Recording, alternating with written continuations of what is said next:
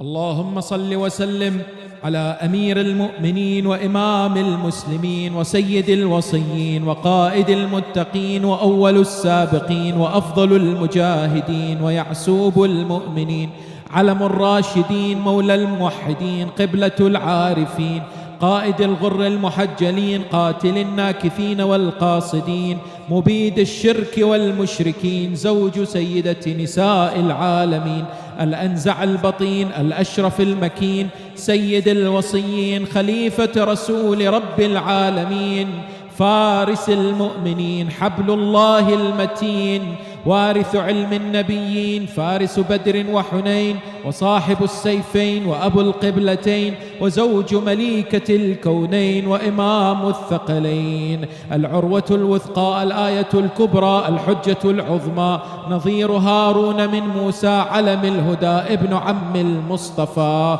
أبلغ البلغاء، أخطب الخطباء، الشهيد أبو الشهداء، ثاني أهل الكساء، صاحب الراية واللواء، زوج فاطمة الزهراء، الأسد الجبار، حيدر الكرار، صاحب ذو الفقار، قاتل المنافقين والكفار، سيد المهاجرين والأنصار، ابن عم النبي المختار، الكرار غير الفرار، قسيم الجنة والنار، السيد المطهر، الإمام المظفر، الشجاع الغضنفر، أبي شبير وشبر، أخو الرسول، زوج البتول، سيف الله المسلول، مظهر العجائب، ليث بني طالب، الشهاب الثاقب، مفرق الكتائب، أسد الله الغالب، غالب كل غالب، مطلوب كل طالب، إمام المشارق والمغارب، الذي حبه فرض على الحاضر والغائب، مولانا ومولى الثقلين، علي بن أبي طالب.